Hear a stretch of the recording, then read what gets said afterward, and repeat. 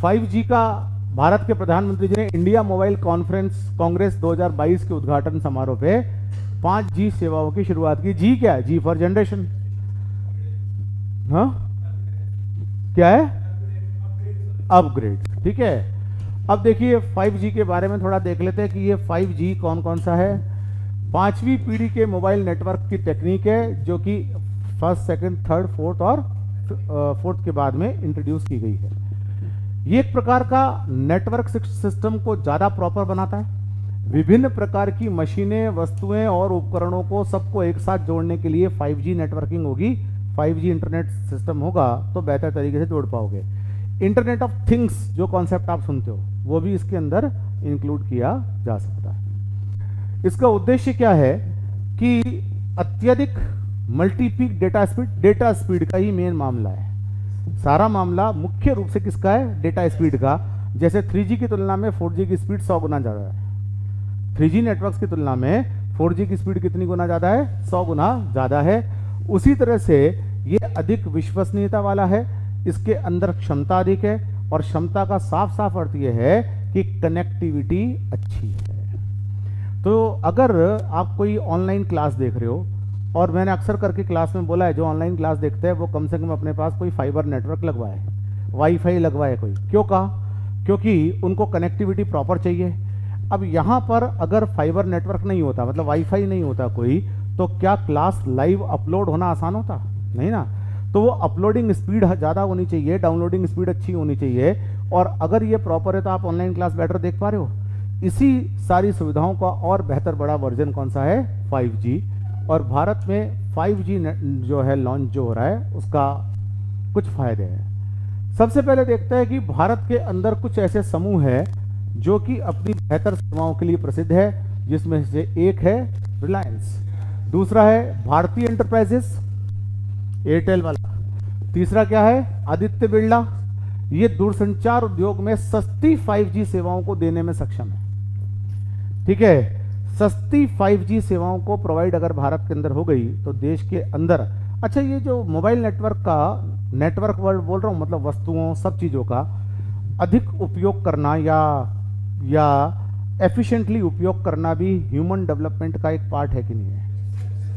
Mobile साक्षरता भी तो एक साक्षरता है, डिजिटल साक्षरता ज़्यादा होगी तो शिक्षा तक हमारी पहुंच बेहतर होगी कि नहीं होगी? समझ गए? और कनेक्टिविटी का मुद्दा सॉल्व कर दो तो ग्रामीण भारत भी शिक्षा के उन उच्च मापदंडों को प्राप्त कर सकता है कि नहीं जो शहरी भारत कर रहा है। समझ गए? ग्रामीण भारत में दिक्कत क्या है? प्रॉपर इंफ्रास्ट्रक्चर नहीं होने के कारण लाइव क्लास वहां पर नहीं देख सकते आप। समझ गए? लेकिन शहरी भारत के अंदर ऐसी दिक्कत नहीं है ना। शहरी भारत के अंदर आप घर के अंदर वाईफाई कनेक्शन लगवा लो कोई भी, तो आप बेहतर तरीके से क्लास देख पा रहे हो कि नहीं? बेहतर अनुभव, लाभ क्या होगा? अरे भाई आप कौन सा कोई फिल्म भी देख रहे हो, बार बार बफरिंग होके चल रही है तो मजा नहीं आएगा। उसी तरीके से अगर आप लाइव फिल्म मतलब इस तरह से देख रहे हो, डाउनलोड करके नहीं, लाइव स्ट्रीमिंग देख रहे हो, जैसे आज यूट्यूब पर आप लाइव स्ट्रीमिंग देखते हो तो ऐसे देखते हो जैसे कि वो डाउनलोडेड है, अपने आप चलता रहता है पूरा, है ना, जब तक कि कोई बड़ा व्यवधान ना आ जाए, वरना अक्सर पूरा अपना आप चलता रहता है। तो ये एक प्रकार से हमें ज़्यादा बेहतर अनुभव दिलवाता है ना। तीसरा, इससे सामाजिक आर्थिक परिवर्तन आते हैं। कृषि, स्वास्थ्य, शिक्षा। स्वास्थ्य का एक एग्जाम्पल मैं आपको बताता हूँ जी, कि एक प्रसिद्ध डॉक्टर है, वो मेरे होम टाउन में है, और मैं भले ही अभी दिल्ली में हूँ, लेकिन उसके बावजूद भी मुझे थोड़ा सा क्रेडिट की बात है, क्रेडिबिलिटी की बात है, विश्वसनीयता की बात है। दिल्ली में एक से एक एक्सपर्ट है, लेकिन मुझे जैसे कोई दिक्कत होती है, कुछ भी दिक्कत होती है, तो मैं उनसे कांटेक्ट करता हूँ। जो मतलब पहले जैसे शोल्डर में मेरी इंजरी हुई थी, तो शोल्डर की इंजरी के बाद में कभी कभी इसमें पेन हो जाता है या कुछ हो जाता है, तो उनसे कांटेक्ट करता हूँ। तो कांटेक्ट करने का जो पुराना तरीका था वो था कि हम उनको फ़ोन करते थे और उनको कहते थे कि ऐसा हुआ है वैसा हुआ है, और आज हम उनको कर रहे हैं वीडियो कॉलिंग। और जब वीडियो कॉल किया जाता है तो वो कहते हैं कि पाँव को ऐसे मोड़ो, ठीक है। तो जब पाँव को ऐसे मोड़ते हैं कहते हैं इस समय दर्द हुआ या इस समय दर्द हुआ, वो पूछते हैं इसमें ज़्यादा हुआ या इस समय ज़्यादा हुआ। रियल टाइम डायग्नोसिस टाइप का हो रहा है। रियल टाइम डायग्नोसिस का मतलब अगर मैं उनके क्लिनिक में होता तो इससे बेहतर और क्या डायग्नोसिस हो सकता था। मतलब अगर आपको क्लिनिक में भी तो डॉक्टर यही कर रहे होते हैं कि आपको जैसे उन्होंने लेटा दिया, उसके बाद पाँव को यूं, हाथ को यूं मोड़ रहे हैं, और मोड़ने के बाद बोल रहे हैं अभी दर्द हो रहा है या अब बढ़ा या अब रिलीफ हुआ या ऐसा हुआ, ऐसे ही मुझे कह रहे कि इसको और नीचे करना, तो मैंने नीचे कर लिया, और नीचे करना, नीचे करने, अब इसको ऐसे ही ऊपर उठाओ, अब ऐसे नीचे करो, बार बार करो। फिजियोथेरेपिस्ट आपसे ऑनलाइन जुड़ के रेगुलर काम करवा रहे हैं आपको, उनको आपके घर आने की जरूरत नहीं है। तो बेहतर जीवन हो गया कि नहीं हो गया? बेहतर जीवन होने का मतलब एक आदमी को फिजियोथेरेपी करने का टाइम मिलता है रात को 10 बजे। कोई क्लिनिक खुली होती है रात को 10 बजे, लेकिन ऑनलाइन का मामला खुला होता है। ठीक है, आप 10 बजे जुड़ जाइए फिजियोथेरेपिस्ट से, वो भी जुड़े हुए हैं, उन्होंने आपको बता दिया आपका शोल्डर पेन हो रहा है, आप इसको ऐसे ऐसे करो, और आगे लाओ, और आगे लाओ, हाथ को नहीं मोबाइल को, वो कहते हैं। ठीक है, मतलब कैमरा साफ दिखना चाहिए ना, तो हाथ को नहीं मोबाइल को, तो और आगे मैं और ला रहा था, बोले नहीं नहीं नहीं नहीं, हाथ को नहीं जी, मोबाइल को। तो रीजन क्या है? रेगुलरली आप कर रहे हो, और मुझे बहुत ज्यादा रिलीफ हुआ है ऑनलाइन फिजियोथेरेपी करके। ऐसा महसूस ही नहीं हो रहा कि मैं उस पर्टिकुलर क्लिनिक के अंदर नहीं हूं। वो खुद, मतलब जो फिजियोथेरेपिस्ट है वो खुद बता रहे कि अपना हाथ को वैसे उठाओ। तो भैया यही तो वहां बताने वाले थे मेरे को, मेरी जगह खुद थोड़ी करते वो। आपको ये तो नहीं टेंशन है किसी को कि सर वो आप वहां होते तो फिर वो आपको तो बैठा देते और खुद एक्सरसाइज करके कहते रिलीफ हुआ, ऐसा तो नहीं होता ना, करना तो खुद को ही पड़ता है। तो उसी तरीके से स्वास्थ्य, शिक्षा, परिवहन, रसद, कुछ सरकारी स्कीम लाने वाली है कि राशन की दुकान पर मत आओ भाई, राशन आपके घर आएगा, हमारा आदमी आएगा, आपके परिवार का डेटा खोलेगा, प्रति परिवार 5 किलो गेहूं, प्रति व्यक्ति, परिवार में 5 व्यक्ति 25 किलो गेहूं, ये लो जी, ये लो, ये लो, ये साइन करो कि रिसीव्ड। भ्रष्टाचार रुक जाएगा, ब्लैक मार्केटिंग रुक जाएगी। आप कह सकते हो जी 20 किलो देकर 25 पे क्यों साइन करूं? नहीं करता, नहीं करता साइन, अड़ गए और आपने सिग्नेचर या अंगूठा नहीं लगाया तब तक उसका टास्क पूरा नहीं हुआ। ये कुछ वैसे ही है, जब तक कोरियर अपने हाथ में नहीं लेते हो तब तक क्या सिग्नेचर करते हो क्या कि मुझे मिल गया, है कि नहीं? कुछ लोग तो पहले खोल के देखते हैं उसके, कोई चिट्ठी हो अगर वो सुखदायक हो तो साइन करते हैं, है ना, दुखदायक हो तो साइन ही नहीं करते, घटे भाग ऐसे। ठीक है, क्या अर्थ हुआ? जीवन सामाजिक आर्थिक परिवर्तन लाने में सहायक हो गया कि नहीं हो गया? दूसरा, अगर हम देखें तो ये जो तकनीक है ये वित्तीय समावेशन को बढ़ावा देगी कि नहीं देगी? वित्तीय समावेशन का अर्थ होता है वित्तीय सेवाओं तक जिनकी पहुंच नहीं है उनकी पहुंच को बढ़ाना। जहां बैंक नहीं है वहां बैंकों की ऐप पहुंचेगी, जहां बैंक की शाखा नहीं है वहां बैंक की क्या पहुंच रही है? ऐप। ठीक वैसे ही जैसे एटीएम कार्ड्स आने के बाद लोग बैंकों में विड्रॉल फॉर्म भरकर पैसा निकालने की प्रवृत्ति बंद कर चुके हैं ना भाई, बहुत कम लोग ही हैं क्योंकि एटीएम है, एटीएम बहुत है फ्रीक्वेंट, मतलब जगह जगह पे आप गए, इंसर्ट किया, 2-3 जो इंफॉर्मेशन डाली पैसे निकाल लिए। ठीक वैसे ही आज वित्तीय सेवाओं को आप ऑनलाइन लोन ले रहे हो, ऑनलाइन लोन का भुगतान कर रहे हो, ना आपने कहीं जाके आवेदन किया कागज भर के और ना आपको कागज भर के कोई रिप्लाई आया। आपने ऑनलाइन आवेदन किया, ऑनलाइन अप्रूवल हुआ, ऑनलाइन अकाउंट में पैसा आया, सारा कुछ ट्रांसपेरेंट, ऑनलाइन आपने पेमेंट किया। ये सब कब हो पाएगा? जब बेहतर कनेक्टिविटी होगी कि नहीं होगी? फिर वैश्विक स्थिति, दुनिया भर में 5G टेक्नोलॉजी इंट्रोड्यूस हो रही है, तो भारत क्यों पीछे रहे? क्या इससे रोजगार के और अर्थव्यवस्था में नए अवसर उपलब्ध होंगे कि नहीं होंगे? जब ये जियो फाइबर वगैरह इंट्रोड्यूस हुआ तो ऐसे लोगों को रोजगार मिला कि नहीं मिला, जो आपके खंबे पर आकर फाइबर का तार बांधेंगे, फिर आपको एक डिवाइस देंगे, उसको कहेंगे कि इसका पोर्ट है, इसको लगा दिया, इससे आप अपने परिवार के अंदर जितने लैपटॉप शैपटॉप है उनको कनेक्ट कर लो। ऐसे लोगों को जो कि इस काम के अंदर निपुण है, उन्होंने सीखा है, उनमें विभिन्न स्तरों के रोजगार उपलब्ध होंगे कि नहीं होंगे? तो ये बड़ा फायदा है। फिर एक और बात है, 4G टेक्नोलॉजी तक तो ऐसा था कि भारत ने दुनिया से टेक्नोलॉजी इंपोर्ट की, लेकिन अब भारत का आईटी इंफ्रास्ट्रक्चर ऐसा हो चुका है कि हम आत्मनिर्भर रूप से 5G टेक्नोलॉजी के इंफ्रास्ट्रक्चर को भी डेवलप कर सकते हैं और लोगों को सुविधाएं भी दे सकते हैं।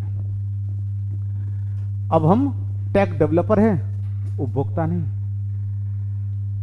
समझ गए? अब हम तकनीक का विकास खुद करते हैं। भारत बदला है भाई, पिछले जब 4G इंट्रोड्यूस हुआ, 4G इंट्रोड्यूस हुआ था 2015-16 में ढंग से, 4G 16-17 के आसपास।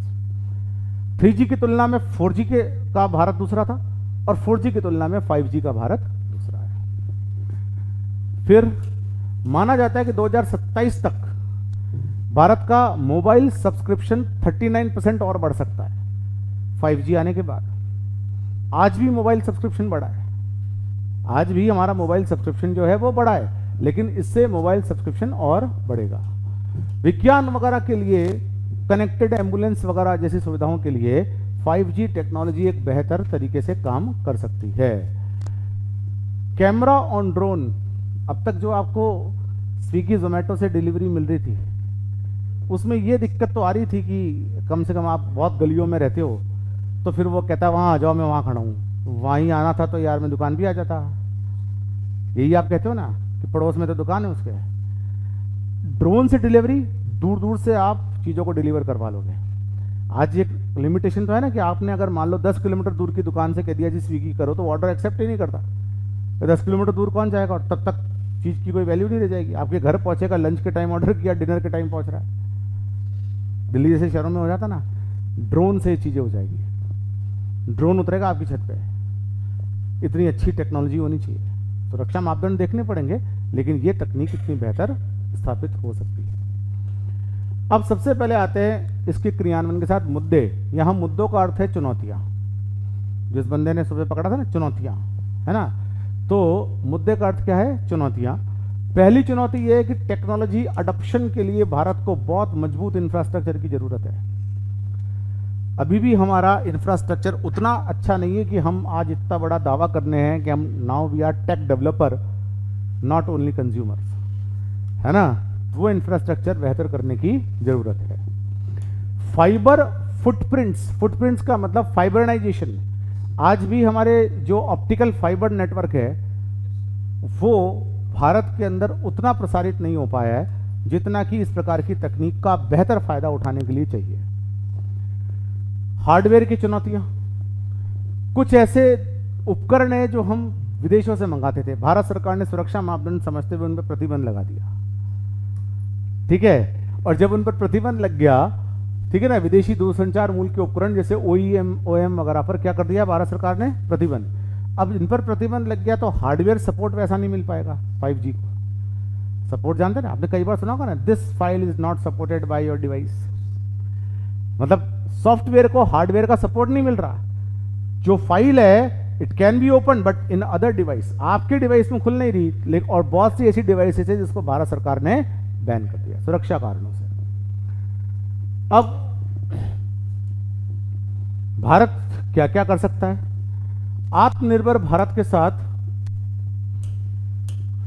उपकरणों की लागत काफी हद तक कम हो गई है। उपकरणों की लागत कम हो जाने का मतलब, अगर 5G से चलने वाले उपकरणों की हम बात करें तो हम एक प्लस पॉइंट में भी है कि भारत के अंदर हार्डवेयर के उपकरणों की जो लागत है वो घटी है। लागत घटी है तो इसका प्रसार होने की संभावनाएं ज्यादा है। उदाहरण के लिए 2014 में 2 मोबाइल निर्माण इकाइयों से भारत ने वर्तमान में प्रतिस्पर्धा को आगे बढ़ाते हुए मोबाइल विनिर्माण में कितनी इकाइयां हैं भारत में? 200 के करीब। डिजिटल कनेक्टिविटी 2014 में 6 करोड़ थी और आज कितनी है? ब्रॉडबैंड उपयोगकर्ता कितने? 80 करोड़। 80 करोड़ केवल ब्रॉडबैंड यूजर्स इंडिया में, जो 2014 में कितने थे? 6 करोड़। ऑप्टिकल फाइबर केबल 2014 में 100 जीपी से 1,70,000 से ज्यादा ग्राम पंचायत, जीपी मतलब ग्राम पंचायत से जुड़ गई। डिजिटल इंडिया मिशन सुना आपने? 2.5 लाख ग्राम पंचायतों को जोड़ने का मिशन है। डेटा की लागत पहले 300 रुपए प्रति जीबी थी, अब घटकर कितनी हो गई है? 14 रुपए प्रति जीबी। पहले 1 GB डेटा 260 रुपए में आदमी खरीद रहा है ना, 1 GB डेटा। आज 650 का रिचार्ज कराओ, रोज 2 GB मिल रहा है। 30 दिन के लिए 2 GB यानी कि 60 GB डेटा 650 में, लगभग वही हो गया ना, 10 रुपया, 10 से 14 रुपये, ठीक है। अब आगे बढ़ने का रास्ता क्या है? इसमें बहुत प्रॉपर अनुसंधान और विकास की जरूरत है। और प्रॉपर तरीके से डिजिटल इंडिया मिशन को आप समझना जरा, इकोनॉमी का पार्ट है हमारे देश के अंदर। जैसे जैसे हम डिजिटल इंडिया मिशन को प्रॉपर तरीके से संचालित करेंगे, वैसे वैसे 5G टेक्नोलॉजी भारत में प्रॉपर तरीके से आगे बढ़ेगी। I think point is clear to everyone.